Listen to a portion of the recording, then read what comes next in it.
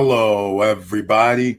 I'm your host, Eric Bird, here at StopStrugglingNow.com. And tonight, we have to talk about it, ladies and gentlemen. I dropped a video earlier, but I like live streams. I want to hear from you because now there is more percentage-wise of the stock market that the top 10% of the wealthiest own.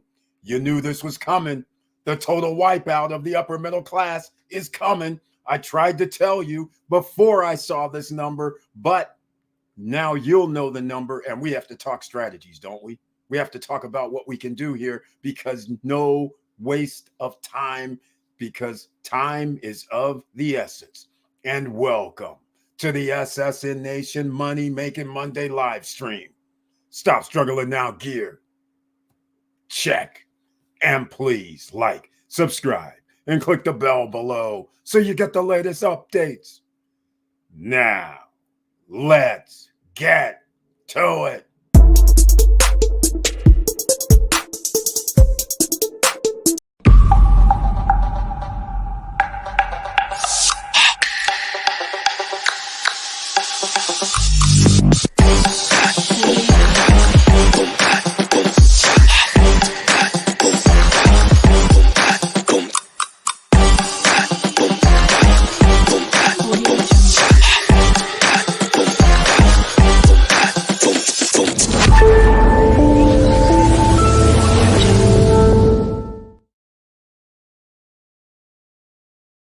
All right. Welcome back, ladies and gentlemen. Thank you so much for being here. And I have not looked at the stock market today, but does it really matter? Stock market positive is the news of the day from last week. You know, Jerome Powell, our friend, he flat out said there will be a rate reduction, more than likely in the next 30 days or less than 30 days, quite frankly. So therefore, you should be thinking stock market for sure. You should be thinking real estate for sure. The same things we've been talking about. You are setting yourself up to succeed. But we have a lot more to talk about than just that, because it's a growing concern when we have wealth inequality that is upon us. This is why you can't stay still. You can't stay thinking that the amount of money you earn right now is going to be good 4, 5, or 6 years from now. Something has to give. Are you going to be prepared if whatever that something has to give? Well, that's why we have these live streams. Let's talk about it, ladies and gentlemen. Thank you so much for being here. Share the videos and make sure you smash that like button on entry, or smash the follow button, no matter where you're at listening to this right now, or smash the heart button. Wherever you're listening, please show some love, because social media shows no love. Now, let's see who's in the house tonight. It looks like E. White is here. First in the house, welcome to the SSN Nation Money Making Monday live stream. E. White with that icon next to his name, which I humbly appreciate. And the emerging millionaire, he's one of them. He's in the house. Good evening, SSN Nation. His tagline: don't forget to hit that like button, the trifecta, if you saw the trailer, if you received notification, and if you got those first two, then make sure when you get here, you done smash that like button like E. White, the emerging millionaire, says. All right. Once again, let me make an announcement. 7 Palms, which is inside Vistacana. This is a pre-construction project. They have a new one inside Vistacana. I didn't know about this. I just found out today they're going to have a Zoom call tomorrow. Unfortunately, I don't speak Spanish. So that means the Zoom call is going to be in Spanish. So that means I cannot report anything until Wednesday. All right. Just letting you guys know, unless it's at 2 p.m. So it might be early enough where I can drop it and make sure we can do the CC on it, closed caption. All right. So that'll be about the only thing we can do. But thank you so much for being in the house, E. White. I appreciate it. And everybody, notice I put in the WhatsApp group down below in the chat room. And that's for SSN Nation and Lifestyle. When you go into the WhatsApp group, just keep in mind when you join, you can't see any previous information. It's like a blank slate. So everything everybody's been talking about before you get in, it may seem like foreign language to you because you're not understanding what people are talking about or why you can't see anything. So that's the nature of the business. So sometimes I repost so new people can actually see some of the old information that I leave on there and other people have left on there as well. Now, let's get into it, shall we? Because this is the one. I dropped a video earlier. In fact, only 10 to 15 minutes early, talking the same thing, but it's a video. You know, on videos, you don't get any feedback. You don't have people like E. White in the house and others who can actually ask questions and we can have a conversation because I want to know what you guys think about this.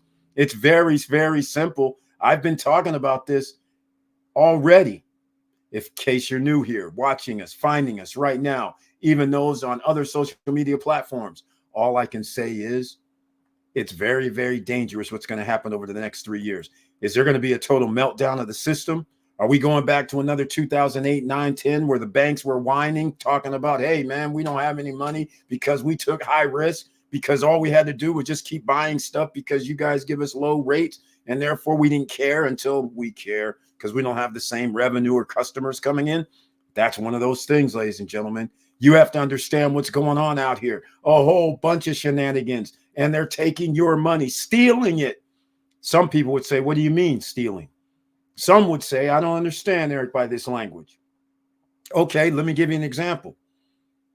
So when you pay $10 for something, and then a year or two later, that same item costs $11.50, that is theft by inflation. Your buying power got reduced. So even though your boss comes up and says, hey, here's a 3 or 5% wage increase, you actually paid an additional 10%. So you're behind the 8 ball. So again, this is not rocket science. This is why I always love math, because you can't get away. Everything financial system, such as we have, capitalist system, is based on mathematical equations. If I give myself a tax cut, meaning I make $1 million, I got to pay taxes of 400 G's. But if for whatever reason, all of a sudden there's a tax cut where I make $1 million, but I only have to put into the federal government 200 G's, who's going to cover that 200 G's? I know people here know who. Anybody else who's watching may not understand. You are paying the extra 200 G's. Ordinary citizens, OCs, you're doing that. Don't be shy about it. Don't act like you don't know. What do you think's going on around here? Insurance is going up. Real estate property taxes are going up. Water, sewer, garbage, energy bills, all has to go up. And somebody has to pay the 200,000. Now, the problem is, not only does somebody have to pay the 200,000, that's you OCs, you have to pay your own tax bill. Where's this money going to come from? I don't know. I think we're going to sell bonds. The United States is going to sell bonds. Treasury bonds is what we call them. That's free money coming in to help pay some of this deficit. Or we just keep partying because we got extra money in because we're the United States of America, because people believe in us. This is how it's getting stolen from you right underneath your noses. And you guys are out here sleeping this whole time. So here's the thing. In the next 3 years, you better be making $200,000 annually as a household, whether it's 2 people, 3 people, 5 people, but you're all going to be living in the same house, because that's where this is going.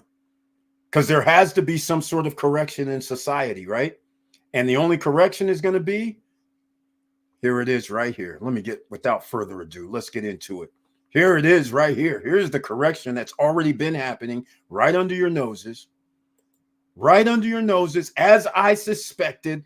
Remember, the people here already know about this. Yahweh J, one of the people here that already knows about it. Welcome to the SSN Nation Money Making Monday live stream, because your life depends on it, everybody. But Yahweh J, Just like E. White, they've already made moves, ladies and gentlemen.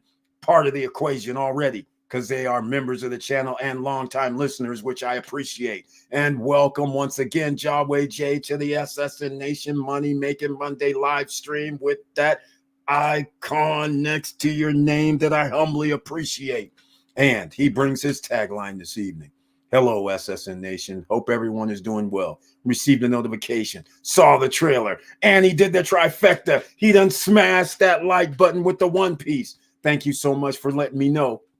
I appreciate that. Leeson Martinez is in the house. Another investor is here. Home of investors, home of people that do the damn thing. This is where you can ask questions. If you don't know anything, this is a great place to be. We don't have courses up in here. We actually answer questions. You don't have to pay to ask questions either. Everybody is important because a rising tide lifts all boats, ladies and gentlemen. I want you to win. We want you to win. We don't want to step on you like a bug. We want you to be like with us. Come up here because that's the only way all of us are going to survive, by sticking together. And I don't mean sticking together with them 1%ers and the 10%ers. And how many people are there in the top 1%, ladies and gentlemen? Do you know there's 350 million Americans in the United States or more? Out of that, in the world, there's 2,700 billionaires. That's a far cry from just in the United States, 350 million.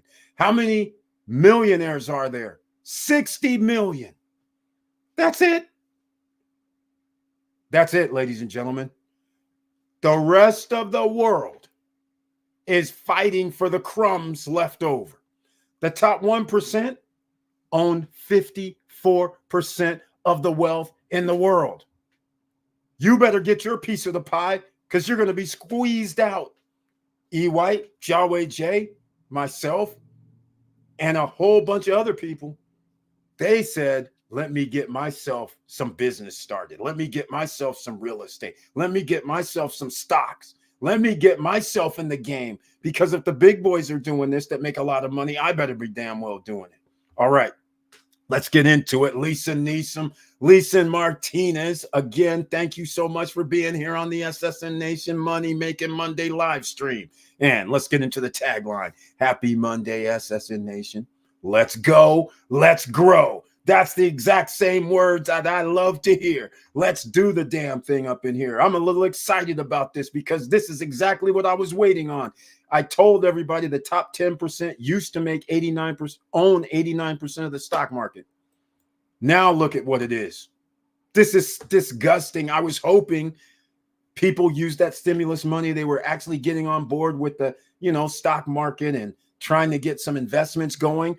Well, congratulations, OCs. You guys did a good job, because it rose to 58% of Americans are in the stock market. This is a great number. We needed to get up to 70, 75%. But because we only gained about 3-4%, guess what happened? Because the people that have billions of dollars, all they have to do is earn 10%. And that means they earned another $100 million or something like that. How many people here can even make $1 million? So you can already see $100 million. How many ordinary citizens does it take in order to equal earning $100 million in total? Well, it's a lot. I don't know the percentage, but it's a lot. So all I'm saying is, here's the latest one. This is 2024 now. Just like I told everybody before, they are going to own more. And why? Because they have more money. The more money you have and the interest you earn, exponentially you win. And that's what's been happening. So looking on the screen, everybody sees that right now, right? Percentage of U.S. households' equity and mutual fund shares owned by the wealthiest 10% of the population. Can you see this yellow? 92.5%. It went from 89% to 93%. They gained 5 percentage points, damn near equaling the OCs in total, en masse. The other 330 million people, 5% gain. The 35 million people own 93% of the stock market. Let that sink in. And guess what? It's going to get worse because they're about to reduce the interest rate. Imagine what would have happened if they would have kept doing tax cuts, tax breaks, and keeping the interest rate low. These guys, it would have been on steroids. They would own like damn near 95, 96%. But luckily that didn't happen. So once again, you are at a crossroads. Instead of getting blown out, you have a chance to join in the money game. Look at here. I'm going to go over this article. In fact, hold on a second. You guys know how we do this. Somebody might want to read this. So we got to put it down here in the chat room. Here it is. That is the chat room. You can go check it out there. All right, E. White. In the example I used earlier, it is double taxation. It's, in fact, it's double in that case, but what people don't realize is you're actually being taxed more than double taxation. It's more like 6, 7 times taxation because, E. White, not only are we paying the rich dudes fair share of taxes they should pay, and not only are you paying your taxes, but keep in mind, everybody that works for a W-2, remember, 15.3% of your FICA goes into Social Security. So that's supposed to be on the back end, but it may not be here for a lot of people. Remember, some people are living longer than they used to. A lot of people are living longer than they used to. So therefore, how long can you keep paying in a Ponzi scheme when you aren't bringing in an additional 100 million jobs, 200 million jobs? Everything is shrinking because of technology.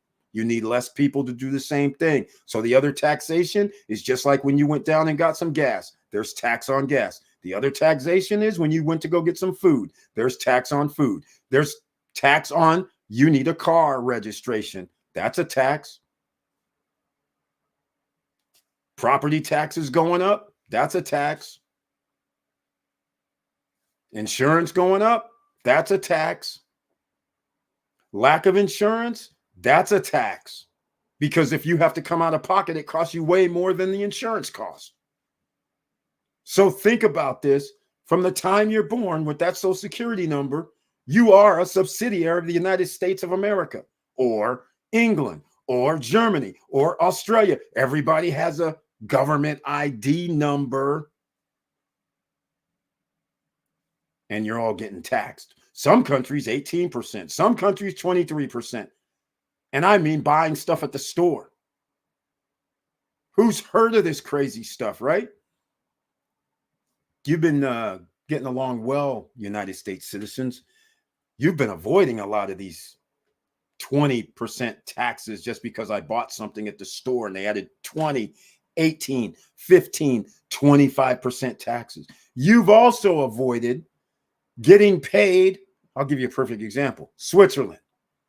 You know, people in Switzerland have been getting paid $25 an hour like the last 15 years, maybe even longer. But here's the funny part. Their taxation rate is in the 20s. Go and buy something, you're about to get jacked.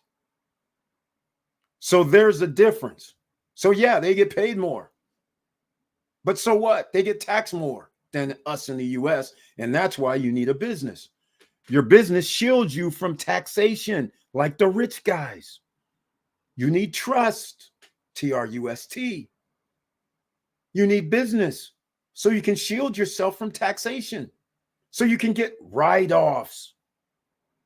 That's why we talk business, stocks, real estate for starters. All right? Because this way, if I have business and I have real estate, I get tax write-offs. All right, Joe Nay, another investor is in the house as well. Welcome to the SSN Nation Money Making Monday live stream with that icon next to his name, which I humbly appreciate. And he says, what's good this evening, SSN Nation? Everybody is well. Everybody is well. And I hope everybody is well out there, as Joe Nay has said. But he says, I might not get rich, but I'll die trying. That's what I like to hear, Joe Nay. A little bit of motivation for everybody that's watching this and sees this on replay. Because once again, you're going to have to. Because again, listen, everybody has been die trying. I'm going to give you guys an example. I left high school 18 years old, as most people do. 17. I was 17. But anyhow, 17, 18 years old. I have friends that it was like a foreign thing to me. When I had our high school reunion, and some of the people there, when I'm talking to them, says, yeah, you remember there used to be this place that's outside of because my dad was in the military, outside of the military base. It's a business. I've been working there ever since high school. I was like, what? Are you serious? I'm like, it was like foreign to me. 30, 40, not 40 quite, but 30 something years. My God. Luckily, you have to do the right thing. There's stocks, there's a 401k, you get paid decent wages, you have to invest in it. Or something in the stock market so it makes money while you're sleeping. And so that's what they did, luckily, but not everybody. But that was what you had to do. Die trying. Nobody's guaranteed to live till they're 50 or 60 or 70 or 80 or 90. But that's what it looks like. You're going to have to keep trying. Look at all the people that live in Cali, in Arizona, in Texas, in Tennessee, in Florida. All these places that long ago people bought their homes and they retired 20 years ago, because now they're maybe 75, 80, and they have a little pension coming in. And their pension 20 years ago, let's say it's 2000. Oh, it was easy. You could have lived off of $2,000 a month, $2,500 a month at that point. But how are you going to do that now? When all of a sudden your property taxes, your insurance rates are up, and everything else. You go and get your registration for vehicles, right? That's up. Healthcare, you better have that, because that's even higher than ever before. So you can't protect yourself from the future. You don't know what the future is. So you might die trying, because there's no way to get ahead unless you have assets. Assets pay you, in case you're new here. Everybody else from the SSN Nation, they know this. That's what the key is. Assets pay you. No way around it. All right, let's get back into this little article right here. It's on Axios. I put it in the chat room. Let me see if I put it in the chat room for everybody. I think I did. All right, let's go and look and see where I lost it. Ah, there we go. I'm going to move this. All right, here it is. Here it is, details. While it's true that a record high 58% of American households do own stocks via mutual funds or individual shares, in the aggregate amount of stock most of these folks own is tiny. Well, yeah, if somebody has the billionaires or, a few $1 million or 50 million or 20 million in stocks, yeah, and they get a 10% increase, yeah, 2, 3, 4, 5, $10 million. Yeah, no ordinary citizen is going to be able to make that, because they don't have the $100 million to invest 10 or 15 million. Yeah, of course, but there's not that many people that does. But you can see right here, the folks own is tiny. It is tiny because we can't buy. If a billionaire has $100 million invested in the stock market and it earns 10%, which is the example I used in the video, that means he's got 10% of $100 million. That's $10 million. Whereas you have $100,000 at 10% is only 10 grand. So exponentially, they're going to eventually have so much money ahead of ordinary citizens that we're going to have the Roman Empire. You're going to have the oligarchs, which we already have. And it's about to get worse unless there's a change somewhere. Somebody's going to actually have to start doing something where there's no subsidies, where there's no tax cut, tax breaks, there's no breaks at all. You have to be like the rest of us. If you start a business, there's nobody's bailing you out. You have to fail. That's it. Simple. But we don't have that situation. All right, the big picture, despite the trauma of the last few years, the collapse of stocks in the early days of the pandemic and brutal bear market brought on by the Fed rate hikes over the last couple of years, the stock market has soared over the long term. Okay. All right. Yeah, stock market positive. It's always been that way ever since they didn't do anything like a year ago in raising the federal rate hike even higher. Here it is. In the last 10 years, S&P 500 gained 155%. Tech-heavy NASDAQ rose a whopping 250%. Now you understand why we talk ETFs. Victor Marrero, let me see if he's in the house. He's not in the house tonight. Hopefully he's on his worldwide tour, having a nice time. Now, let's go. I talked about this on Friday. We talk about ETFs here. And the Victor Marrero ones, I'll get into something. I'm going to throw in one that I didn't talk about on Friday, which was FEPI, FEPI, right? IWMY. I forgot talking about them. But let's get to the ETFs. VOOG, that's Vanguard Group. Do your own studying. Check these things out. All right. SCHD, QQQ, all of these. Check them out. Some of these are, well, all of them I mentioned are ETFs. And then you want to get into high risk, high rewards where you can earn like 40% annually, 30% annually or more. Then you go check out yieldmaxetfs.com. It's that simple. Yieldmaxetfs.com. You can Google it. Every time I Google it and show it on screen, it's all of a sudden we have a problem here in the SSN Nation. So I'm not even going to go to the page anymore. Between the lines, while bullish surges like those are welcome to pretty much all investors, the fact is that the majority of gains go to the richest stockholders. What did I tell you guys? 5 years ago, when we started this, I told you this is going to be one hell of a ride over 5 years. It's going to wipe out the middle class. And here we are. Now that the middle class doesn't have any money to invest into stocks or real estate and things like that, not much. Now we have the simpler things going to happen. It's going to accelerate, because the rich are going to be in the stock positive mode for the next, who knows, 2 years minimum. And the stock market is going to roll up higher. And investments are going to be all over the place. People are going to refinance their homes, refinance their businesses, refinance their properties and apartment buildings, all this stuff. Money's going to be coming out of thin air, out of everywhere. All that does is they're going to use that money to buy more stocks, buy more cars, boats, whatever. But money's going to be dumped into the stock market. Some of the corporations, what are they going to do? They're going to get interest-only loans from the feds. 1% for 10 years. Can you get that? 1% for 15 years, interest only. Can you get that? Hear what I'm saying. Interest-only loans. Can you get that? Sure, you can get it. You have a 750, 800 credit score, but you damn sure will not be getting 1% interest only for 15 years.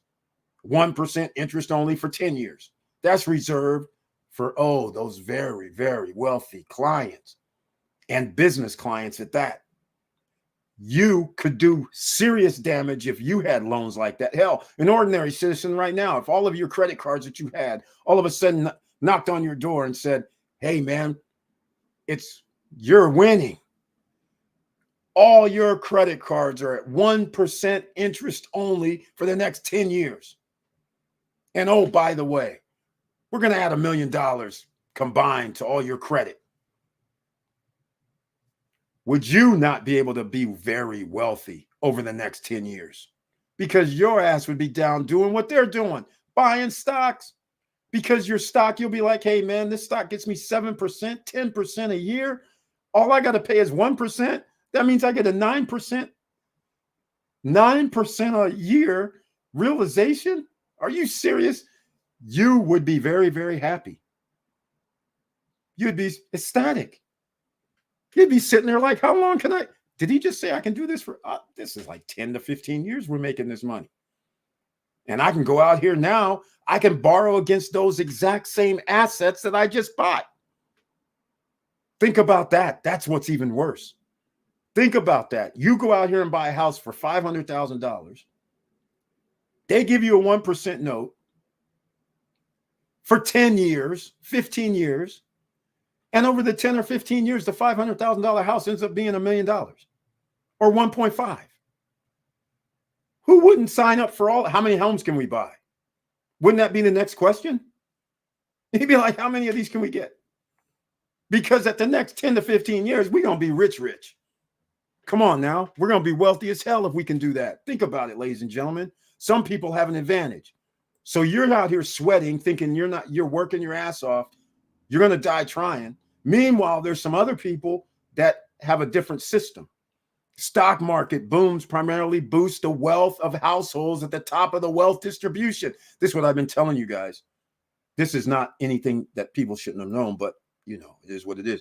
As their portfolios are dominated by listed and unlisted business equity, wrote 3 academics. Okay, ladies and gentlemen, you've already been here with an academic, but did not know it, who studied long-term trends in wealth inequality in the U.S. in a 2020 article published in the Journal of Political Economy. Exactly. The bottom line, the U.S. market is simultaneously at its most unequal point on record and the most democratized. Okay, this is the problem right here. In fact, they just said in a different way what I'm talking about. The U.S. market is simultaneously its most unequal point on record. This unequal point is why I keep telling you right now, if you don't get dollars coming in the door in the next 2 to 3 years, it's over. And I don't mean over like there's a collapse of the system or anything like that. What I mean is your upward mobility is going to be stymied because the cost of living is going to be so much higher that you're going to have to use whatever monies you have coming in to pay for the cost of being alive. So that's where I have a serious problem. So therefore, we have to start thinking of other alternatives. And that's why some of the people right now who's in the house tonight purchase property on islands or other locations so they know that if anything does happen, they have a way to go make extra money elsewhere. Even if the United States is stymied for ordinary citizens because you don't have the necessary assets. All you did was have a house. That's it. And a house you live in. And a house is going to cost you money because after about 12 to 15 years, this is when things start breaking down in homes. It doesn't matter if you even have one of those, fancy custom homes or semi-custom. It does not matter. Appliances in use generally take about 12 to 15 years or less if you're unlucky. So that's when you find out 12 to 15 years later, you're like, the AC unit went out. Oh, it used to be 5,000 to replace, but now since it's 10 to 15 years later, what is it, 9,000, 10,000? Like right now, I don't even know how much it costs to replace an AC unit. All I know is people tell me it's not $5,000. It's more than that because that's what it used to be back in about 10 years ago. It was $5,000. I'm pretty sure probably now it's got to be $9,000 or 10, or hell, it could be more. But all I'm trying to say is that's when it breaks down. So even when you buy a new home and you go, oh, I'm going to be good. No, 10, I put 12 to 15, but 10 to 15, things start happening. It's like, oh, man. Even if it's just simple stuff, dishwasher, refrigerator, even if it's simple stuff is going to start happening. And that's when, are you going to be able to buy? Look, I can't even believe when I went to a store and I saw refrigerators for like $5,000 as a norm. There was others in there. It was like $4,000, $5,000, $6,000. I'm just like, Jesus. The best of the best fridges back in the day were like $10,000. Now you have these garbage ones for $5,000, $6,000, $4,000. This is insane. And they're not even an upper end brand is what it cracked me up when I said, is this for real right now? I'm just like, good God Almighty. This is what we're dealing with. Making cheaper products cost more. And you're going to be the brunt of it if you're not wealthy. You have to understand. Joe Nay, he says, I got the notification, saw the trailer, and I super smashed that like button. Thank you so much, Joe Nay, for that. I appreciate you. Yahweh J, you are losing wealth because income inequality continues to rise. Exactly, Yahweh J. Who's going to be able to afford the rise? See, that's what people don't get. You're not understanding. Nothing is going down. Now, there's ways you can make things go down, but a lot of Americans don't want to do the right thing like that. You know, we live in America. You want capitalism, except whenever the rich dudes need a bailout, all of a sudden it's socialism. We got to give them money to bail them out, whether we got to print it up or take money from us poor people. But either way, we don't let them fall. We got to let them stay in the game. But you got to go down and file bankruptcy and fall. That's the difference. So this inequality is also inequality, not on economics, but on the system itself. Other people get away with things that you can't. You don't get to file bankruptcy 3-4 times and then roll into any bank and ask for money. That ain't going to happen. You don't get to file bankruptcy 2-3 times and then try to roll and do business with other people and then they just dismiss it. Be like, yeah, we'll do business with you, no problem. When they do their research, they look up your business acumen record and they're just like, wait a minute, this dude's stiffed all kind of people. Why are we effing around with him? We don't have to. Those are the things that happen. So they get to stay in the game longer. And by the way, what do I mean by the game? The money game. If you're out of money, it takes, if you run out of money, it takes a few years to get back on your feet, if at all. Depends on the serious damage. And if you have any other assets that you can tap into or make money from. Those are the things that is bothersome because going forward, there's going to be a lot of people that aren't going to be making the money necessary to live in this economy. And this is going to affect the rest of the world. It's not just going to be here. So we have people who have purchased in Dominican Republic real estate. If you purchased in 2019, 2018, 2020, 2021, you have a price point that potentially and probably will never be seen again. It's not possible. The prices are double to triple in the same locations. So something that you could buy for like 70 grand, 60 grand back then is now like 120. Something you bought for 120 is now like 220, 250. That's what's going on.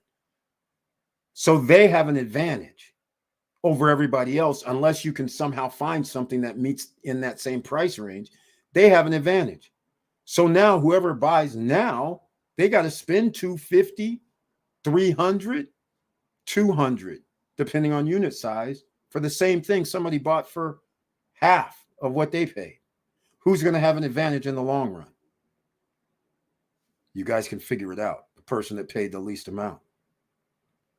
So it's happening already right in your face.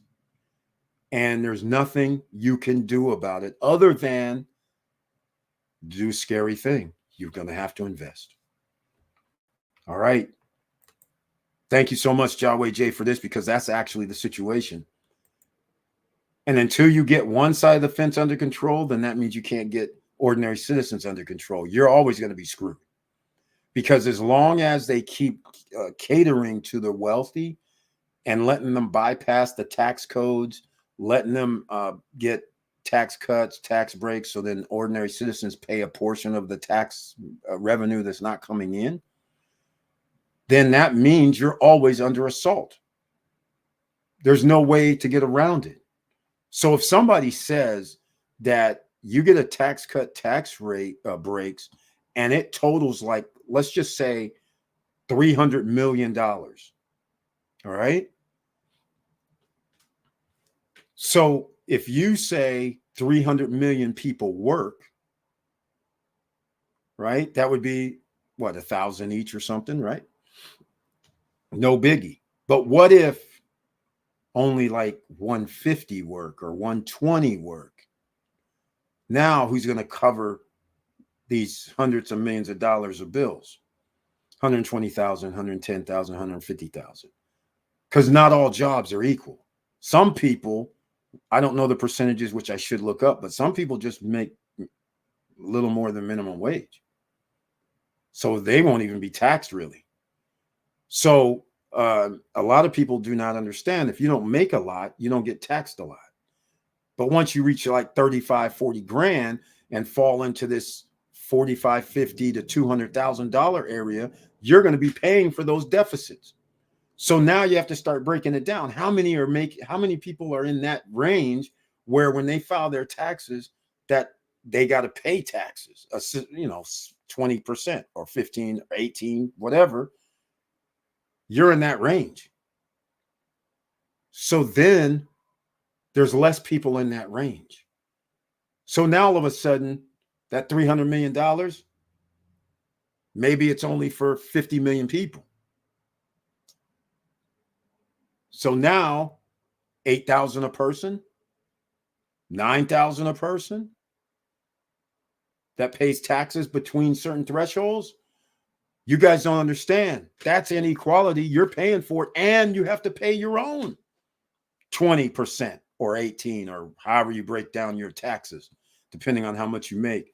But you're now, where's that money coming from? Out of your pocket? And then you're going to your boss like, hey, man, can I get a raise? I need like an extra $1,000 a month. That ain't going to happen. So all of this that we talk about that I mentioned like at the beginning of this video is the same thing you come back to. So therefore, the next 3 years, if you're not out here doing what Joe Nay said, you better die trying to be making extra streams of revenue, extra money. Because if you are not, the wipeout for you and mostly 80% of the population in America is commencing already now. Mortgage companies have already started reducing their interest rates without the Federal Reserve announcing it. Yeah, can you believe it? Some people can get 5%, 5.5, 4 point some interest rates on their loans already. So the question is, where are they going to move to?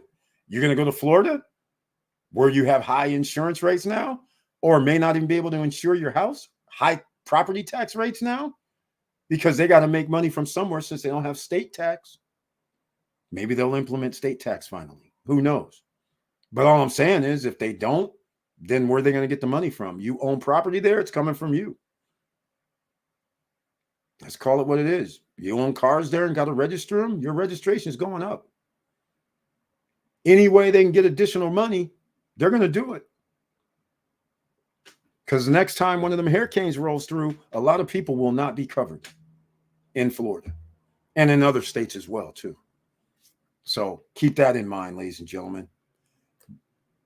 Hold on. Here we go. Lisa Martinez says, when Fed cut rates, there will be a crash up. Exactly. A crash up. Exactly. Now, there's people out here talking crazy. To me, it's crazy. There's people saying when the Feds reduce the interest rate, the stock market's going to go down. The economy is going to go down. I'm like, man, that would be the twilight zone. I got to see this to believe it.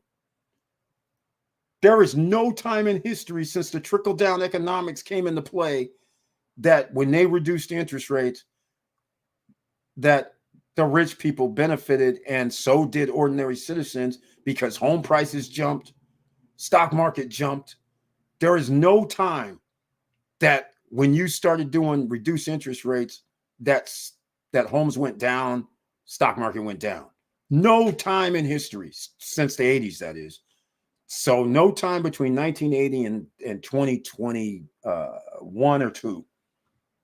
No time. So is this supposedly somehow going to be different this time? What, are all the rich guys going to go, oh, we give up? We don't want to take over the world. We're not going to buy any more stuff. Hell no. And mind you, we have businesses out here. We have BlackRock. We got Vanguards. We have all these ETFs, mutual funds, who are actually buying assets actively, and they get better terms than us. And they have more money than us. They have our money. When you invest in a VOO, that's Vanguard Group. When you invest in BlackRock, Blackstone, they go out here and buy up stuff with our money. And then they give us, hey, here's your profit of 10% this year. And you're good with that. We need more than 10% now. So now you're going to have to look elsewhere. Brian P., Mr. Dividend has arrived. Welcome to the SSN Nation Money Making Monday live stream with that icon next to his name, which I humbly appreciate. And he brings his tagline. Hello, Eric. I hope all is well with you. Yes, it is. Hello, SSN family. Smash that like button. I got the notification and he saw the videos. He did the trifecta. Thank you so much. That's right. I did drop a video talking about this exact same thing. But because I realized live streams and the videos are two different type of sets, I figured I might as well just drop a regular old video about it too. All right. Paul Castillo, another investor's in the house. Welcome to the SSN Nation Money Making Monday live stream with that icon next to his name. Again, I humbly appreciate. And he brings his tagline. Hello, SSN Nation family. I hope everyone is doing well. He brings it tonight. Let's do this for the Victor Morrell crowd. Thank you so much for that, man. I appreciate it. Very, very happy to see it. Say Drill 516. I see you on the Instagram. Very nice. Thank you so much for being in the house. Make sure you guys get into our chat room at SSN Nation and Lifestyle. SSN Nation and Lifestyle. SSN Lifestyle is supposed to be an upscale branded situation. So starting the month of September, yes, we will start doing some upscale stuff. And that doesn't mean upscale stuff. What I mean is properties that are a little more upscale. It won't be the 100, 152, 250, 300. We might be talking about 1 mil, 1.5. We might be talking about 500,000, 350,000 for investments, upscale luxury investments. And of course, Dominican Republic, no matter what, if you're going to buy something, upscale luxury and not a condo hotel is going to be the way to go. All right. Now, let's get back into the situation at hand, because the bottom line of the story is I want to hear from you guys.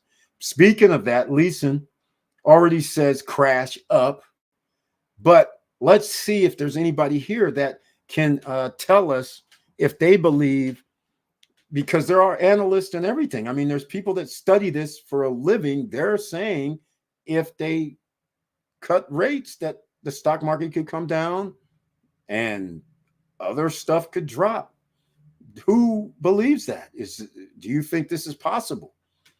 I mean, I've never seen it, but maybe this is the first time. Just like what the Federal Reserve did in 2022 with increasing the interest rates and then stopping over a year ago. That's never really happened. So they can, fake like the inflation didn't go up, when they should have kept going. It should have went up to 6%, but they didn't do it because they didn't want to completely stop their rich friends, because that would have put them in a situation. A lot of these loans these guys also have adjustable rates.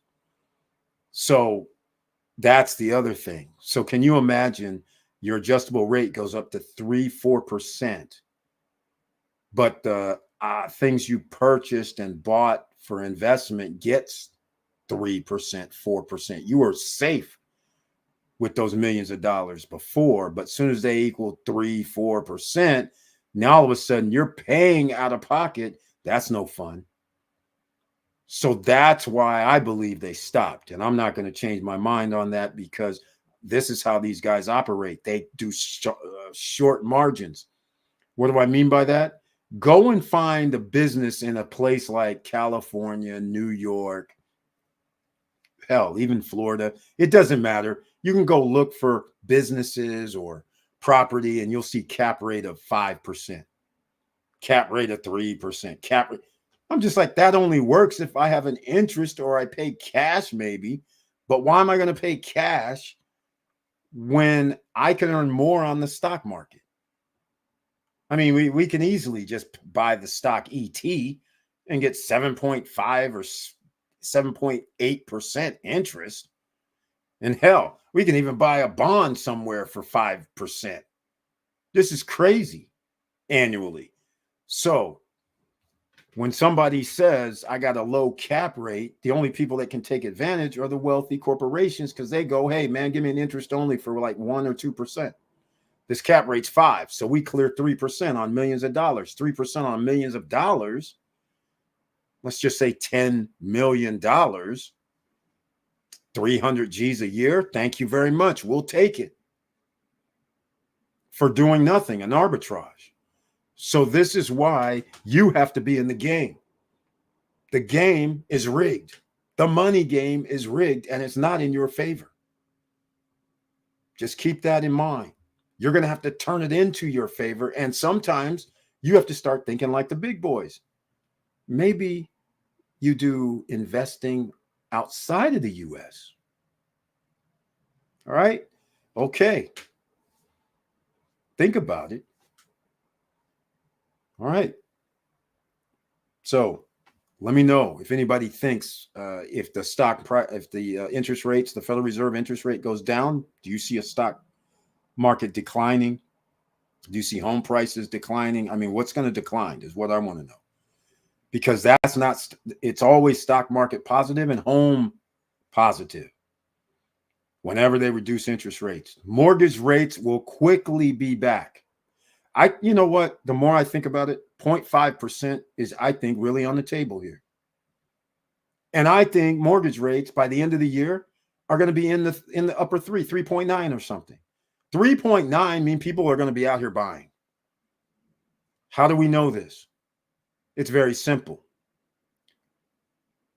If somebody says the rate is 5%, all right, just think of how much would you owe on $100,000 is the question on a 36-month. $500 is what it ends up being. 5%, $500. So if a house is $500,000, your mortgage note, just, off the top of your head, is going to be $2,500. That doesn't include your insurance or property taxes, but your loan's going to be roughly $2,500. But if it goes down to 4% and it's $500,000, then your loan's going to be roughly $2,000 per month. The price of a one-bedroom apartment these days, one-bedroom luxury apartment these days. So people will buy. You're in the rental section at this point. You live in a 2-bedroom, 3-bedroom with friends, each of you paying $1,000, whatever. Great.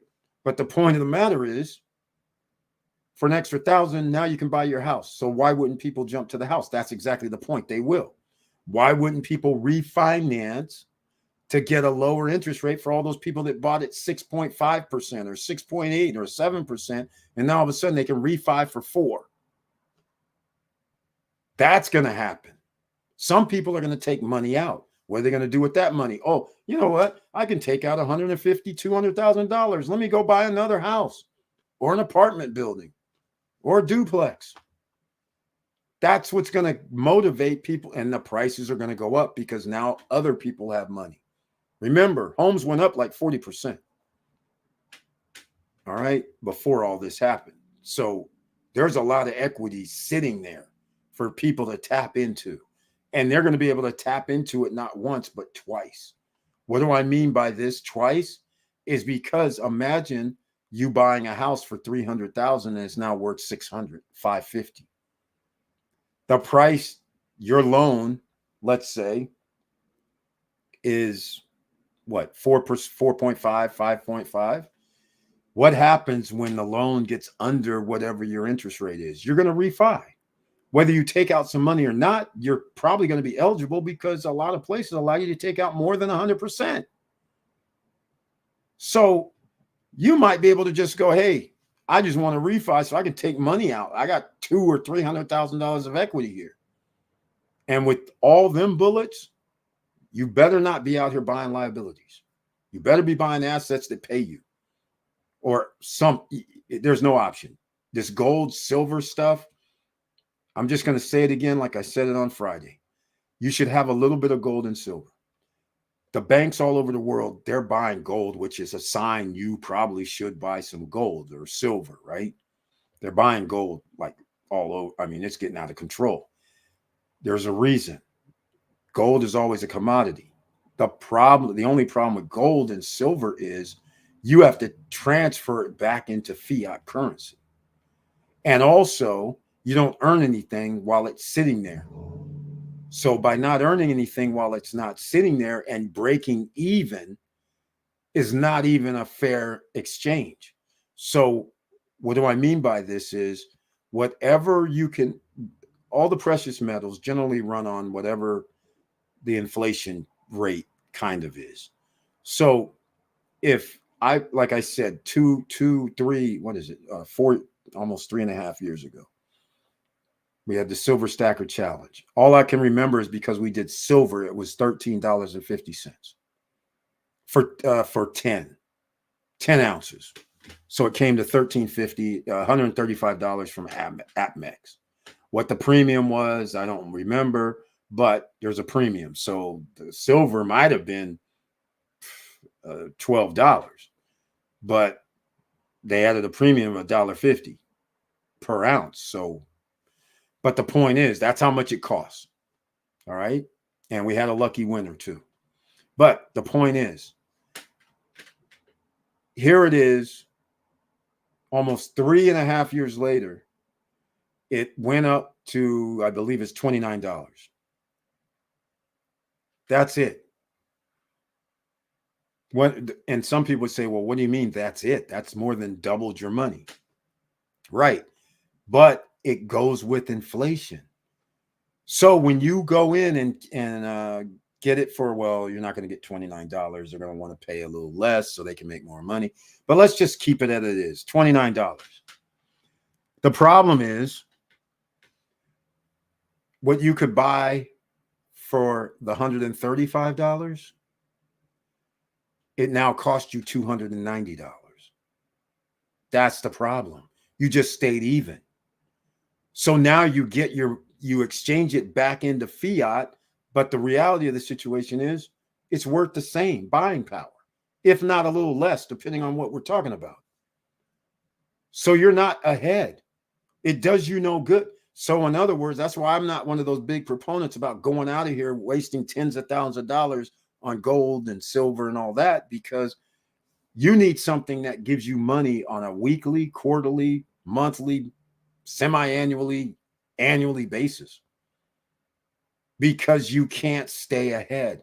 Nobody here, there is not one person here that can tell me how much anything's going to cost 4 years from now.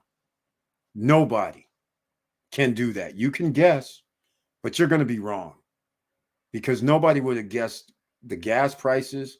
Nobody would guess the food prices. You would not have guessed any of this. And you're not going to be able to guess 3 years from now how much stuff is going to cost either. So if you don't know how much things are going to cost, there's one thing for sure. It's going to cost more. So if you start figuring out mathematically and start going, well, wait a minute. What if inflation is 7% a year? Okay. I make $100,000 a year. That means I need to make 107 the following year. But the 107 means I stay even. So whatever situation you're in, you're going to stay in. Except there's some things that you pay for now that's not just going to go up 7%. Some things are going to go up 10. Some are going to go up 15. That's the problem that people don't understand. It's not an even number across the board. They can just say it's 8%. Does it really matter? Do you really know? So what if inflation went up 3%? So now you know you need 103. But again, just to stay even. What if it went up 3% the following year? That's 106 just to stay even. But you can see real fast in 5 years going up 15%. You make 115,000 and you're thinking, oh man, just a few years ago I was making 100. But what's happened is you can't buy anything different. You buy the same or you're losing ground, because maybe it was 3.5, 3.2, 3.8% inflation. Remember those little 0.8s and all that add up. Next thing you know, you have a whole nother 0.3 to 5 years later, 1 percentage point, 2 percentage points more. All this adds up and you're getting blindsided because of all the noise. You got to go work hard. You got to worry about your children if you have children. You got a lot to worry about these days. Nothing is generally automated. That's the funniest part. We have computers, we have technology, but it still sort of works the same way. You have a bill, they're going to mail it to you. Or some of you on auto pay until you have some issue with auto pay. Right? Some of you are doing many, many different things. Here we go. Paul Castillo says, could you tap into your home equity without refinancing or getting a high interest line of credit? Yes. Yeah. Home equity line of credit works differently. There's several different ways you can do it, like a credit card. Sometimes you can have a card too. You're going to have an interest rate though. So this is why I don't recommend doing what people have done in the past. Because what they do is they refinance, take the money out, and then next thing you know, they got motorcycles, boats, RVs, and none of those things make you money. So then they end up losing them. And then they owe more on their house. So if you're going to take out money on your home, you have to buy something that's going to generate income to pay that back. That's the rule. You buy another asset that pays you. You can't go out here and buy liabilities anymore. This is the no liability zone now.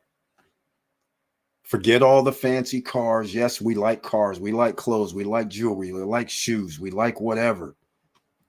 Those are all liabilities. You have to start thinking assets. That's it. Don't think anything else at this point. For the next 3 years, you will not be sorry.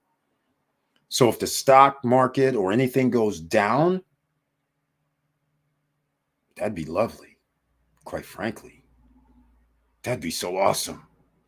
If that somehow happened, home prices go down, stock markets go down, you should just be like, oh, I'm not buying nothing. Let that thing fall, baby, fall. Because all the money you should be stacking up, you better be buying on the way down, or when it starts, wherever it gets down as far enough as it can for you, then you start buying. Because that's going to only enhance the bull run. You're going to be making even more money. Just like what's happening right now with real estate investment trust. Their stock prices are down, which is as they should be. They might have had those interest-only adjustable rate loans on some of their properties, so they owe more money.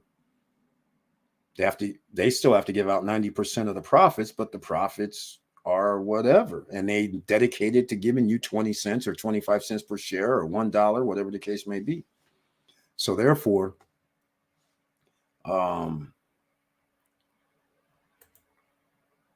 you can put yourself in position several ways.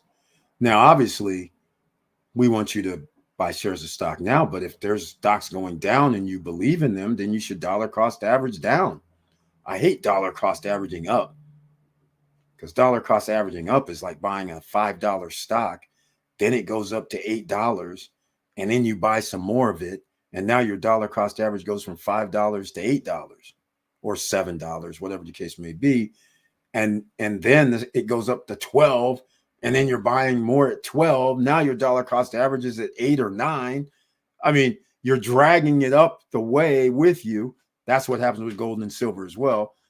Like I said, if I'd have bought some more gold and silver, the $13.50, and now I go out and buy the $29 gold and silver. Well, actually, it's going to cost more with the premium, but now the 10 is going to cost $310 for the same 10 shares.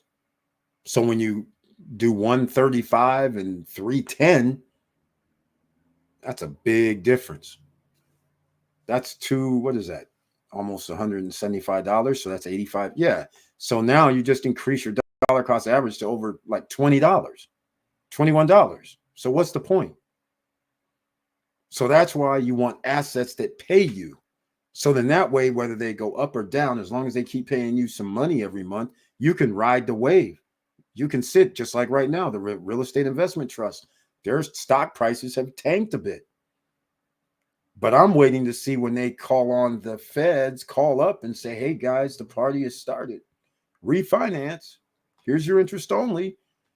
I'm expecting them to generate more money because then now they're going to turn around and buy more pieces of real estate that generates money. That's what their job is, right? So again, those are the best examples that I can give you. So you understand clearly where you should be playing at. And you should be playing with the NASDAQ. I mean, and the ETFs. You should be buying into those. The NVIDIA is going to be very interesting in the next 48 hours. Some people are saying they're going to miss their earnings. Some people are saying they're going to hit their earnings. But either way, what they're saying is they're expecting, a lot of analysts are expecting them to go miss their earnings. Does that mean NVIDIA is going to drop? Well, for everybody who believes in NVIDIA, they're probably hoping so. Because that gives you an opportunity to buy back in. That gives you an opportunity to buy at a lower price. The dollar cost average goes down if you bought at 129. And then all of a sudden the stock is 119. You should be buying a little bit. Just so your dollar cost average comes down. It works both ways. All right. Okay, we already answered Paul Castillo. Could you tap into your home equity without refinancing or getting a high interest? Yeah. Just go to your bank and say, hey, man, I just want a loan. But they're going to take it out of yeah, you don't have to refinance is what I'm saying. You just, let's just say you owe 400 grand. And then you just go to them and say, I just want to refi the 400 grand. They're probably going to say, I want a point or something, right? Like 4Gs, or that's all negotiable. I want everybody to understand when it comes to instruments, financial instruments, they're all negotiable. Don't think just because the bank and mortgage companies, they all say, here's the rate. It's all negotiable. You try to negotiate all of it. Most people don't. So I told everybody this before, in case you're new here. When I refinance anything, I go with standards. I say, okay, there's several things here. When you get your first loan, you want to make sure that if you sell or refi, there's no points.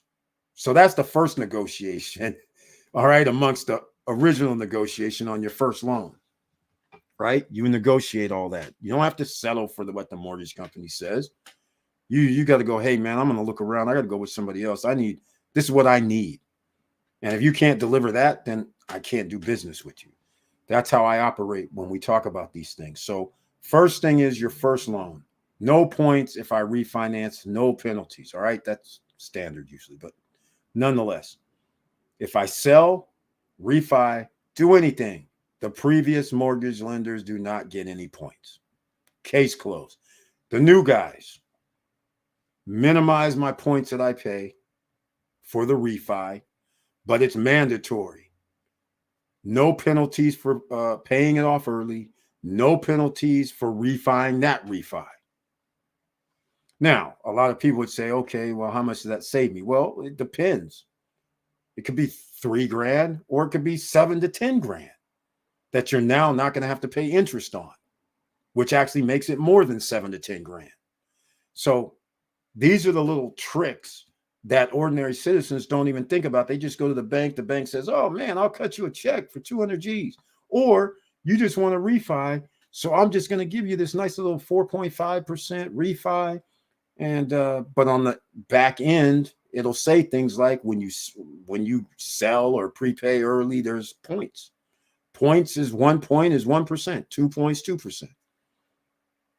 And the next thing you know, you sell something for 500 grand. Next thing you know, they're taking out on closing 12 grand that goes to the previous mortgage holder, lender. And you're just going, wait, how am I losing this? On this settlement, it says they get like 10 to 15 grand. And then they go, hey, that's because you got a loan over here that said 4 points total. You didn't pay no attention, I guess. And oh, by the way, there's another point from your previous lenders, because some people actually do a loan a second also. So all of a sudden now you sell your house and got 15 G's, 10 to 15 G's coming out. All these little tricks that keep the wealthy in control to make more money off of you years later. Some people might not even refi their house for 10 years. But 10 years later, a point's going to somebody, or 1.5. If you don't pay attention, 2 points. And you're sitting there like, wait a minute, I just refied this for 400 G's. What do you mean 8 G's is gone? To who? Oh, didn't you read your previous note? Your mortgage lender note where you do this early, prepay early, you got a point off, and another you're like, what? Wait a minute, I wasn't paying attention. You're damn right. This is how they get more money. Very smart, if you ask me. If somebody's not going to pay attention to their contract and you got points in there and they sign it, hey, now you know how the musical artists feel when they sign contracts and they don't get paid or have to give up their money. All of a sudden, it's like, wait, I should have had a lawyer. I should have had somebody look over this. I should have had some things going on here that's better for me, making sure we're best for me. All right, here we are. We're 1 hour in. Make sure you smash that like button, ladies and gentlemen. Also, make sure you join our family on WhatsApp in the chat room. Hargrove 7451. I see you on our other social media live stream over there on Instagram. I appreciate it. Very, very nice. Okay, once again, if you just now came in here, we have a lot of people that invested in Dominican Republic. There is a new project coming from Seven Palms. There's the ones that did Seven Palms Luxury, Seven Palms Adventure. Tomorrow, they're going to have a Zoom call. Unfortunately, it's in Spanish, as far as I know. I don't speak Spanish. And it's not going to have a closed caption. So now I'm going to have a little problem. I mean, I can get a little here and there, but it's not going to be enough for me to translate. But I should have some paper brochure and paperwork. So the afternoon around 2 p.m. is when they're going to have the Zoom. So I should know something tomorrow afternoon, which means I'll be throwing down a video tomorrow evening. Or, yeah, probably in the evening time. So if you're interested, they generally have good prices. The only thing about Seven Palms is they build the units. I mean, they do quality work and all that, but generally they don't do white line. So therefore, you're not going to have your fridge, your stove, your range, your extractor. You're not going to have AC units. And I'm anticipating if they do something inside Vistacon, I'm anticipating it's going to be like 30 to 44 months. Who knows how much stuff is going to cost 3 years from now, or 2.5 to 3 years on delivery. I'm anticipating this. So what do? We have friends. We go to see Oppein Furniture, Oppein, where you can make your own, craft your own, custom, to make your place shine, especially if you plan on using it for rentals, especially short-term rentals, and especially if they allow you to rent and aren't going to be a condo hotel. That's the key. If it's a condo hotel, then don't expect me to be marketing. I'll tell you about it, and I'm going to tell you the positives and negatives of condo hotels as far as I see it. But if you want to buy into one, that's your business. But I'm not co-signing. I'll sign you up, but along the way, I'm going to remind you, you better be okay with earning 0 to about 6% in return every year. And you're taking the risk. because you don't know how much I won't get into the condo hotel thing, but nonetheless, I made plenty of videos about it. You can check it out yourself. Just search for condo hotels on the channel. You'll see them. Part 1, part 2, part 3, part 4, part 5, part 6, part 7. We're going over occupancy rates in different locations and what tools you can use. They're in there on those videos. So you can check it out. It's very, very valuable for a lot of people, even though you know what they do here for us. YouTube shows no love. So make sure you smash the like buttons. Make sure you share the videos. That's what we have to do here. Or shall I say, I'm hoping that you do. Help us out in the SSN Nation. All right. Here's how this goes. I'm going to show you guys something else. You're not going to like it, but it is what it is. I'm going to show you something else. This is crazier when you look at it from a different perspective, right? It's happening. You're losing wealth, ladies and gentlemen. Danger zone for you and your family. The money game is rolling. Are you going to be a part of it? That's the question. Are you going to be a part of this? Here it is. Look at this. The rich own nearly all stocks. Here's one way to level the playing field. Here's the one. The bottom half of Americans now own just 1% of household stock market wealth. Baby bonds could change that. Okay, Chuck Collins. I swear, you better not be saying something like 5%, 3%, 8%. Hell, I know he ain't going to be talking about no 8%. Let's see what this percentage rate is here. This is insane. These are the bonds that our parents used to have. So I want to see if they actually talk about this. So they talk about the same thing. Nearly all stock market wealth in the country is owned by the super rich. The wealthiest 10% hold about 93% of the household stock market wealth. Yes. Institute for Policy Studies. The lion's share of these gains went to the richest 1% alone. What did I tell you, gentlemen and ladies? This elite group owns 54% of public equity markets, up from 40% in 2002. Ooh, this is getting bad. The bottom half of the country, they own just 1%. Ooh, look at, ladies and gentlemen, we're getting squashed out here. You're getting squashed out here. That's a bad marker right there. Do you guys see this? Is this on screen? Screen check, screen check. You see that? What's highlighted? The bottom half of the country own just 1%. Wow. Here we go. There's been a lot of chatter about the democratization of the public stock market. The Fed estimates that 58% of U.S. households have some money in the stock market, mostly through retirement funds like IRAs and mutual funds. Exactly. And that 58% who does that, they're going to be fine. What about the other 42% that don't?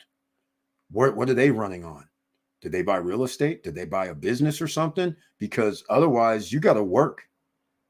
If you have a W-2 job, you're going to have to work for this extra money. But the hype is missing a key trend. I like this article so far. Nearly all that wealth controlled by the wealthiest 10% of us. Okay, from the Financial Times. If nothing else, these rising concentrations merit far more public debate since they challenge America's self-image of its political economy and financial democracy. Exactly. Okay, here we go. Oh, by the way, okay, this is Cory Booker has introduced the American Opportunity Act, the federal baby bond bill.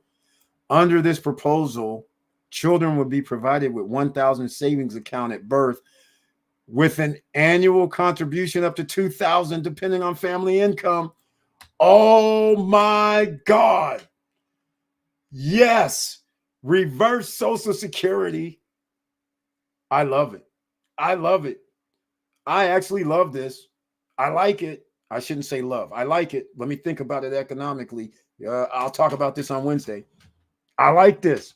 By the way, if you guys are Indian, if there's anybody that's Indian heritage here, you know when these guys put up these casinos and because they have the land, right, given to them by the Bureau of Land Management. But anyhow, they have land. They can put their casinos up. The casinos make money. You realize this is what they get. They get money. And by the way, my daughters, my oldest two daughters, they're mixed with Indian. They get to show up to the reservation once a year. They have checks. Yeah, can you believe that? They have checks. It's pretty cool, right? But imagine the United States government doing that for you.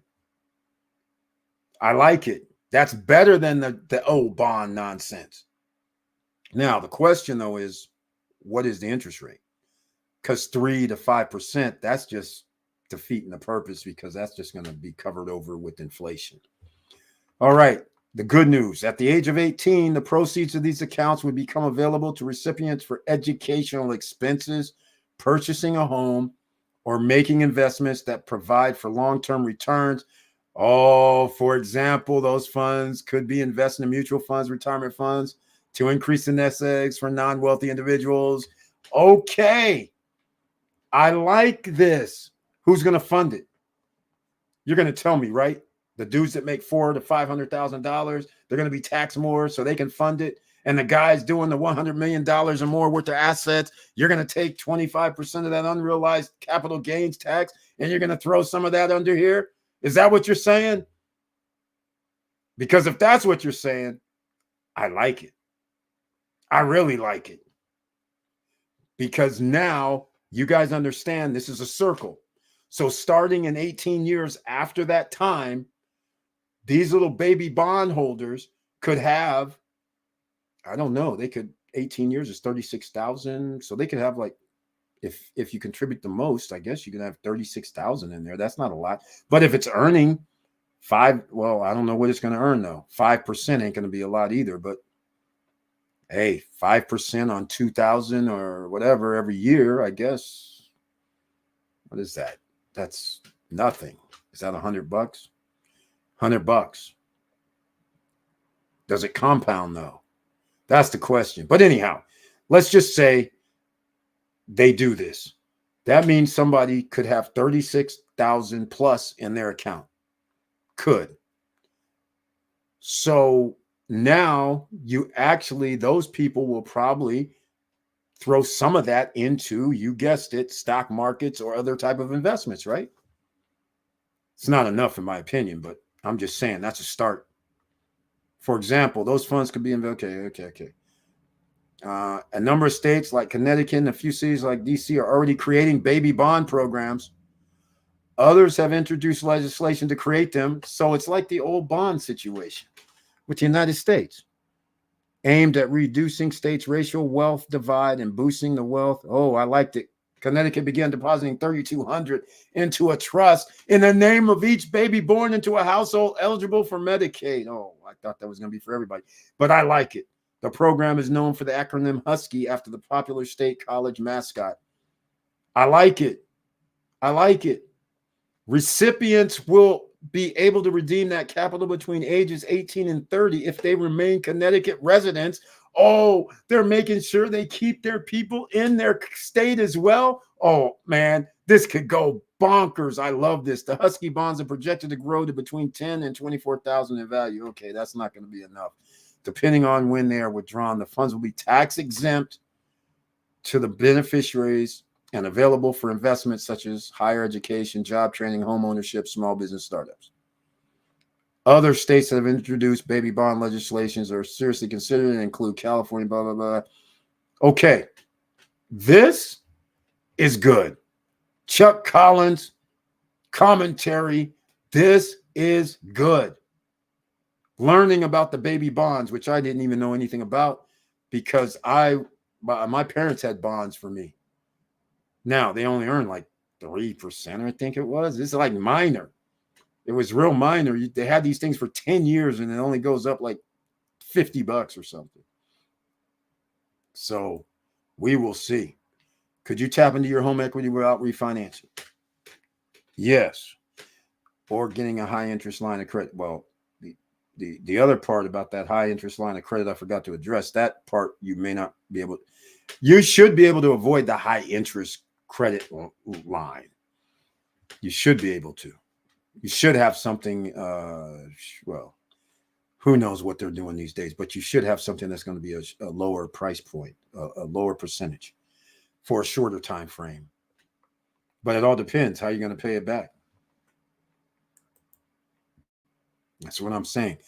Whatever you do, if you borrow, refinance is easy because you're just saying, I owe 250,000. I just want to refinance to get my interest rate lower so my payment drops. That means you pay less now. So you're happy. You just unlocked another $300, $500 per month that frees you up, so to speak. And that's a good thing. But if you decide to do any line of credit, now you owe interest. And the only way that even makes sense is if you buy something that covers the interest payment or covers your payment for that extra line of credit. So don't do, again, I'll repeat, do not do what friends of mine did in the early 2000s. All right. Remember, you guys heard about the Great Recession, and you might have heard about home prices basically every month was going up. 2003, 2004, 2005. It was just a run up that was unheard of. Every month you bought a house for 300,000. Next month it was worth, somebody's buying it, the same model, 350. You go a month later, the same thing. Somebody's paying 360. I mean, it was just this bull run for years until there wasn't. And people were able to borrow because of that bull run, where I'll give you an example.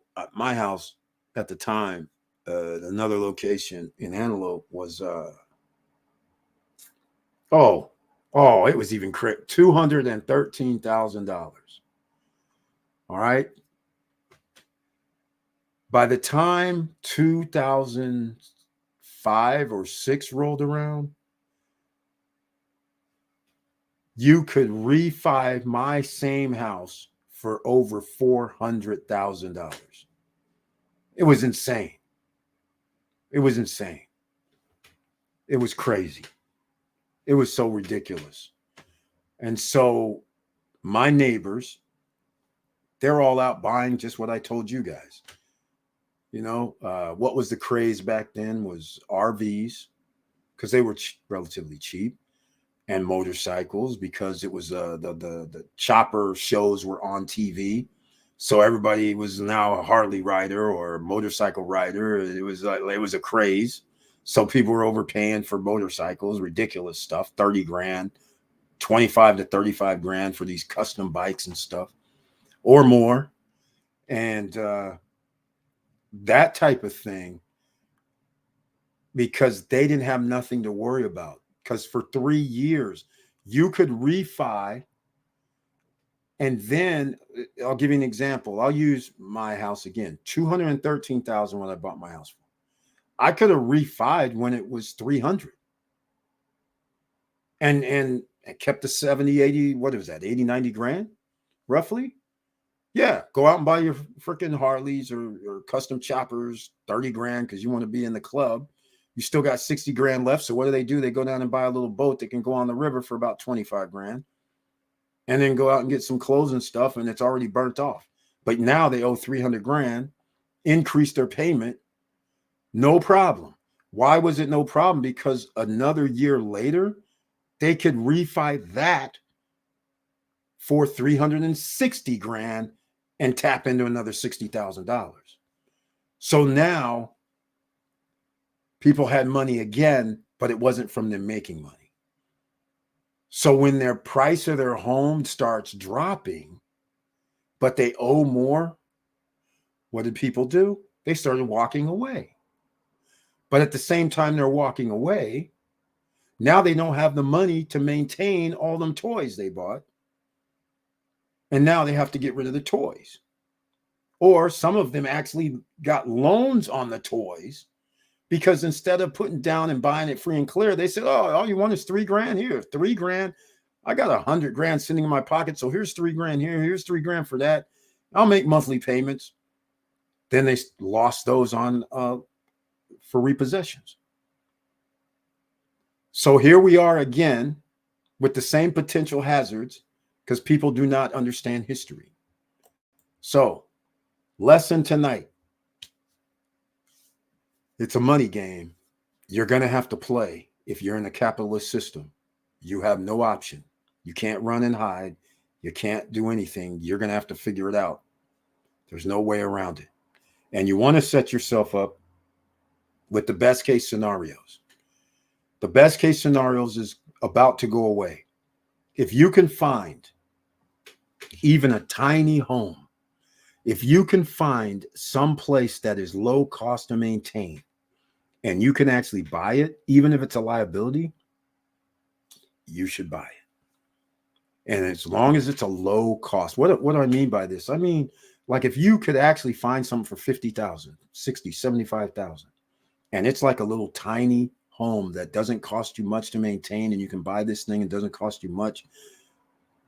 That's what you should have. Why should I say this? There's a reason I say this. When the economy goes crazy, or if you lost your job or your health or whatever, you always have a roof over your head. That's what you have to remember. Okay? Because you never know what can happen out here. We don't know. The banks are leveraged. All the financial institutions are leveraged. You guys know, we talked derivatives over the years. The derivatives are even higher than before. And if you don't know what a derivative is, the ones I'm talking about are the dangerous ones. Remember when I was just talking about refinancing a house? Well, imagine when corporations, hedge funds also refinance apartment buildings, refinance land because it went up. They took out some equity to use that money for something else. Those are derivatives because they can turn around, or whoever gave them the loan can turn around and sell that paper to somebody else. So if you're new here and don't understand how the derivatives I'm referring to work, I will use an apartment building for $2.7 million. In fact, why don't I use something that's a little more real? Okay, apartment building, a hotel, $7 million. $2 million to rehab. After it's going to be rehabbed, it's going to be worth $15 million. All right? So what happens? The appraisal guy comes out and he says, oh, it appraises at $10 million with the stuff you've already started, but you only owe 7. So now you go and get the rest of the 2 mil. You take out 1 mil, put it in your pocket. The 2 mil fixes up the place. Now the appraiser comes back out and says 15 mil. You say, hey, man, I want to refi this for the 15 mil, which now means there's $5 million you pocket. The person that has that loan for 15 million, whoever has that note, and you're paying 50,000, I don't know what it'd be, 50, 60, 67, $70,000 a month to service it. The person that has the note says, man, to get all this money back is going to take, they start doing the math, $700,000 a year, 10 years, 20. Man, that's going to be 20 some years before we get our money back. So they tell somebody, hey, who will give me $11 million for this $15 million note? So they resell it to somebody else.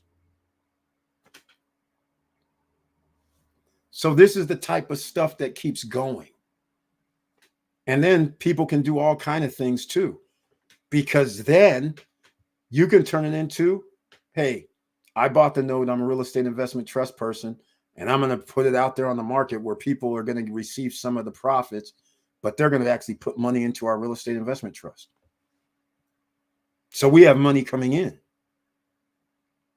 We've already purchased it, but now we have money coming in. So we're going to take $7 million, accept the $7 million, we're going to get 5, 6, 7, 8% return. You see, these guys are going to arbitrage more money. This is what I'm saying. Those are all derivatives. So if the property value goes down, what happens? And then if the guys who pays the mortgage default, what happens? That's a string. Off of just that, you have a string of 3 people that's going to be affected. Money's not going to be coming in. You can't pay the loan. Somebody's going to default on the loan. 2 people are going to have to default because the other people aren't going to be receiving their money that they put out the previous money for. All of this is a derivative nightmare that sooner or later the piper has to be paid. Who's going to be paying the piper? It's going to be you and me, of course. But that's why you have to have an escape plan. You want Panama, go to Panama. You want Costa Rica, go to Costa Rica. You want Thailand, go to Thailand. You want the Philippines, I don't really care. You want Greece, go to Greece. But you better have some other business opportunity somewhere else off the United States soil. Because do not misunderstand anything. The United States has never allowed itself to really fall other than the Great Depression.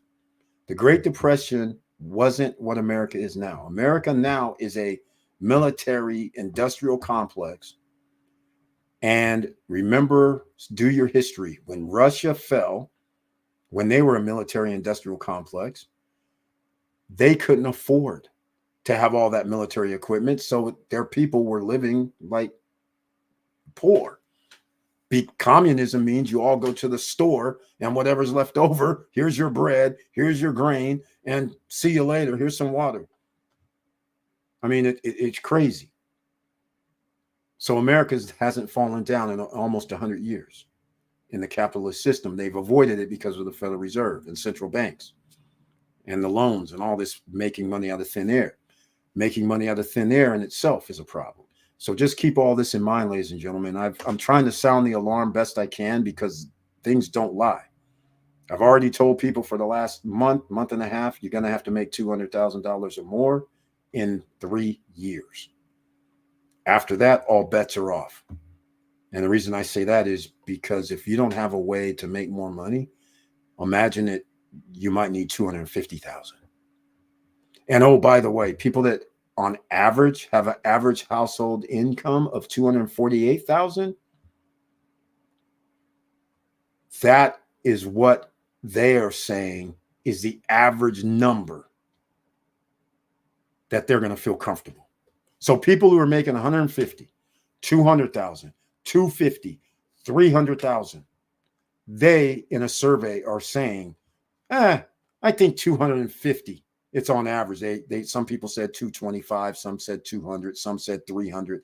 The average they came up with after asking people 248,000 to live comfortably. Now, today, not 3 years from now. Now is what they're saying. That's the upper middle class wipeout. And so therefore you have to exceed all expectations. And that means you have to be one of them ones. Business, revenues, income, protection. And what do I mean? Protection. In case you lose everything, where do you go? Income. What do you put in place or have in place that even if you lost all income, are you able to make income still later on? See, these are the type of things you should be thinking about right now. This is 1928-ish, 27-ish, before a crash. That's where we're at. Back then, the Federal Reserve couldn't save them because they didn't have tools in place where they could just get money out of thin air. It wasn't a digital currency either. So therefore, they couldn't save it. We're in the same situation now. It's just that we're in a digital system, so they can put zeros in the system, add extra zeros so you can get the money because you can print the money, you control the money supply. So as long as you have money, you can do anything, and that's why you need your duffel bag of cash somewhere in the world. And you don't want to leave it in the bank. Believe me, I literally mean duffel bag of cash. I don't mean money in the bank. You guys should probably study the banks as well. You'll see they're not liquid. Your money is gone. They have literally zero reserve possibilities now. They don't even need to keep money in the bank if they don't want to. What are they doing with the money? Should be the question you need to ask. Why are you taking money out of the bank anyhow? All right. I will leave you with this. In 2008, 2009, since I was talking about it, there are people who had 25 grand, 100 grand, 200 grand, 300 grand, 500 grand, $1 million in banks. What you did not hear about because of suppression of information is there were people who logged into their bank accounts, money's gone. They called up and said, hey, man, where's my money? They said, we took it. And there ain't a damn thing anybody could do about it. That actually happened. And to this day, they don't even report that. You might find people on YouTube who will admit it and say it because they were multimillionaires. And their rationalization is, well, good thing I had an extra business. Good thing I had extra money and didn't have to rely on that 200,000 they stole. That's the rationale that they do, because what can you do? Bank of America, Wells Fargo, Chase, all of them. They can grab your money at any time. It's their money when you sign off and open up an account. So these are the things that people don't realize that actually happened, but it didn't happen to like half the population or even 10% of the population. Because first of all, how many people make or have $100 million in assets? I know the answer. It's approximately 29,000 people. So out of those 29,000 people, and they taxed, like on training day, when Denzel buddy with the drug dealer in the house, drinking and eating, and they come back, they called it, we're going to tax him now. They're going to rip him off. That's what the banks did. They go, oh, this dude's got enough money. We're just going to take well, they killed him to take all of it. But all I'm saying is the idea that the banks did, they said, okay, you got your money sitting over here. You got $1 million. You got 150,000, 250,000. We're going to take that. We need it. Bail in is what they did. Shh. To this day, people don't even realize it because you weren't affected. You're an ordinary citizen. You didn't have $200,000 taken in the name of, hey, man, we need the money, so we have to grab it all over from whoever has money in their account of any significance. We're grabbing it. And then the rich guy's like, well, I got, a few $1 million sitting around still somewhere. So no biggie. I make that back. But you, on the other hand, you don't have that luxury. They take your 25, 50 grand. You're going to be crying. So just remember, your duffel bag of cash is much more important at this phase in the next 3 years. And in fact, it's going to be more important as we keep moving along on this financial train. All right. So that's it, ladies and gentlemen. I'm going to wrap this up. I went on my soapbox a little bit, but if you have anything else you want to talk about, please do so now. And please like, subscribe, and click the bell below so you get the latest updates. And we have to talk about this, right? Because it's hard out here. So we have to talk about anything that can help other people. If that means we got to talk stocks, fine. If that means we got to figure out a way to start a business, be profitable, help anybody out, we got to do it. If there's anything with real estate that you can get into that's cheap to get into and you can leverage it, then you got to get into it, because prices are going to start rising no matter where you are. We don't even have a decrease in our federal rate. This has no effect in the DR. DR prices are going up like it's freaking a bull run on the real estate market, on pre-construction of all things. I mean, I'm still flabbergasted. I got to admit, when Poseidonia came out at Conarock, and I'm like, oh, okay. Come to find out, all they have is a pool, restaurant, fitness room, and like a yoga area, let's call it. and the pool is running in between the building, which makes it look nice, and it has a theme like a Roman Empire theme. After I realized, I'm like, okay, so no mini mart, no sports. I mean, there's no other amenities. What are we talking about here? So needless to say, when I saw the price list and I saw a 2-bedroom for $330,000, I was like, I couldn't believe it. I thought I was seeing things. I was like, does this really say $330,000, $350,000, $360,000 for a 2-bedroom condo? You can buy homes in America for this. In fact, you can buy homes in a lot of places for this. And this is pre-construction. So that blows me away. And it's actually worse than that in some other areas. I mean, villas, 430 grand. I'm just like, you can buy anywhere in the world at this price point. Even America, you can get a brand new house for that. So I'm just trying to figure out why this is getting out of control, and they don't even have rate reductions like we do in America. But those prices, they're going up, and they could continue to rise because as soon as they start cutting interest rates here, people are going to refi and they're going to go over there and buy. Just saying. But if you're going to buy in the Dominican Republic, just keep in mind one thing. I cannot dismiss this. If you're going to buy a condo in the Dominican Republic right now,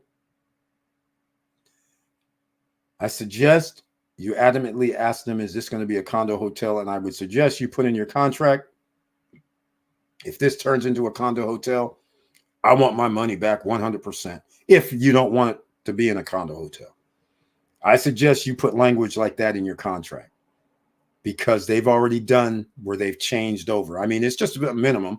There's only a few that has done that. But all I'm saying is if a few does that, then others will do that. So you better put that in your contract if you buy from now on. That's just another SSN Nation perk, because I actually talk about what you should do to guard yourself. I don't work for them. I actually want you to win. I don't want you to lose. So if anybody starts changing the game, I'm not down with changing the game. That's why this thing tomorrow with 7 Palms inside Vista Cana. My question is this going to be a condo hotel? Let me know. They wouldn't give me any info right now. I said, if this is a condo hotel, then I don't even need to come to the Zoom call, because I'm not promoting it. It ain't going to happen. I'll tell people about it, but it ain't like I'm going to be doing videos about it, because there's no point. I don't want people earning 5%. If you're going to earn 5%, then just put in look for a bond, treasury bill or something. I mean, this is crazy, even though it's down to 3% or 3.9 now. But all I'm saying is if all you want is 0 to 5 or 6%, hell, then just get a bond for 4% and call it a day. Why mess around with building times and making monthly payments and all this crap when you can actually be making money? Brian Peace here, YOMAX ETFs. You can be making money with a little bit of it. Your down payments of 20 grand, 25 grand. If somebody told you, look at this, you give 25, 10%, 20% down right now. But let's just say 20 grand down payment. Let's say. Well, that would only buy you a $100,000 building because it's 20% down now. But let's just say 20,000. YOMAX ETFs right now, you can buy 1,000 shares of something for 20 grand. And get 700, 1,000, 1,200, depends, up to $2,000 per month. And you're going to sit around worrying about 3, 4, 5% when you can actually get like damn near 10% in 1 month, depending on which of the YOMAX ETFs you get. Some it might be 5%, some might be 3%. But my point is, in 2 months, you can get 3 to 5% or 6%, is my point. So why are you going to worry about buying a condo hotel where you can get 0 to 3 or 4%? And it's all based on risk every year. If occupancy goes down, you make less money. And at 70% occupancy, you're still at 3, 4, 5%. And that's a high occupancy rate.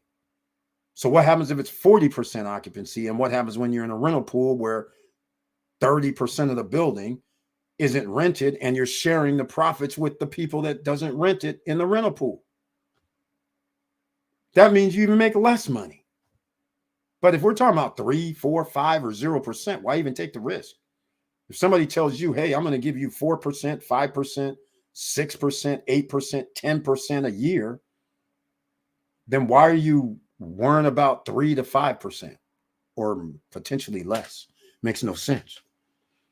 All right. So my point being about this is, remember at Poseidonia, which I actually talked about, that's no vol.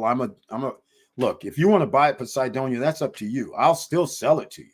But the point is I'm trying to make is this. If you bought this for $350,000 for a 2-bedroom condo, you have to understand, even at the 0.1% that I talk about here as a free agent, meaning I'm not in a condo hotel, I need my rent to be $350 per night. Minimum. Now, in 2028, it could be, more than likely, it might be $350 per night. That's when it's going to be first phase finished. But the odds of it being 358, that's nice. But the problem is, if I have a 50% profit, meaning they rent it for $350, but they're cutting me a check for $175 per night. Now you understand, if that's the situation, you can't get there. You're going to be from 0 to 5% annually. And what's worse, if they have to do things like 18% tax, now that 350 has to be 425. And if you start getting into 425, 500, then I'm just like, well, I'll just stay all inclusive at the Hard Rock then at 530 a night. Why am I gonna? For 2 people, 530, all I can eat, all I can drink, water park and beach, and it doesn't make any sense to me. It starts getting crazy. Other things would have to happen. Prices would have to balloon. And if prices balloon, now is it a more like Bimini, Turks and Caicos, some other Caribbean locations that is very pricey to go, U.S. Virgin Islands, some of them, not all. So now you start losing tourists because a family and a group of people are going to start going, well, wait a minute, it cost us this much to fly there. And then when we stay there, it's $500 a night. Things are going to get kind of wacky, right? So, and you never know what the economy is going to be like 3, 4, 5 years. I can guess it's going to do what it always does. When they reduce the interest rates, the Federal Reserve, that is, when they reduce the interest rates, people are going to buy that and refi. So that means there's going to be an economic boom for the stock market, and for economy wise, there'll be a little boom going, in my opinion. And then once that extinguishes itself, how does it extinguish itself? It's because once people refi, use that money and buy something, they don't have that money again to go out on a buying spree. So now people have to start saving to pay back what they borrowed. That's going to take about 3 to 4 years. So then at that time, there is no borrowing. There is no credit cards. You're going to start getting maximums maxed out because we already have record high credit card debt. And it's going to keep going because people owe 20, 30, 25, 15% interest on those at record high numbers already. So you're not going to be able to tap into these things and say, hey, we'll we'll pay that money. You're not going to be able to do that. You're going to have to be liquid, or not liquid. But what I mean is, you have to have your credit under control. You have to have income coming in, and you have to be, money oriented. All right. You got to plan for this. So if you don't, and you don't already do the 200,000 plus, and don't take my word for it, upon my retirement, we'll see where this lands at, but it might land higher. But all I'm saying is household income needs to be $200,000. Start now. Go. Extra streams of revenue, you got to do it. All right. Now, I want to say one other thing. SSN Lifestyle, it was originally also supposed to include a club. That was the whole point. And I was going to do, in fact, there was some, if Larimar was supposed to be like it was, I actually had an in-house deal for the penthouse unit, and still kind of do, but we have a fractured relationship now, but still kind of do, where it was 324, I think, 324. The penthouse unit obviously is going to rent for more than 300 per night. Now, the problem is, the reason I bring this up is because I'm still looking for the SSN Lifestyle Club, where it's a travel club is basically what it is. Well, basically, I want to say like a timeshare almost, but not really, because it's not that, but it's still a club. So you get to stay there a week, just like a normal timeshare you would, or any other vacation club. But there's other perks because it's not going to be 100%. It was just so 15 to 20 people would have use, because it was going to be use actually. So you're going to have like 7 nights a year. So you could use it. So if you said, hey, I want to use it, and it didn't matter when you want to make your reservations, right? Everything is wide open. First come, first serve, of course, but it's still wide open. But there's only 20 people. So the other 32 weeks is open. You see my point? Some people would say, I want to stay January through April. Well, congratulations. That's 16 weeks in itself. Will everybody want to stay January through April? Doubtful. But some people might say, I want to stay in Christmas and New Year's, for instance. So there's another. So that clears off where everybody will be able to stay all different kind of times based on when they reserve. So it was going to start this club thing.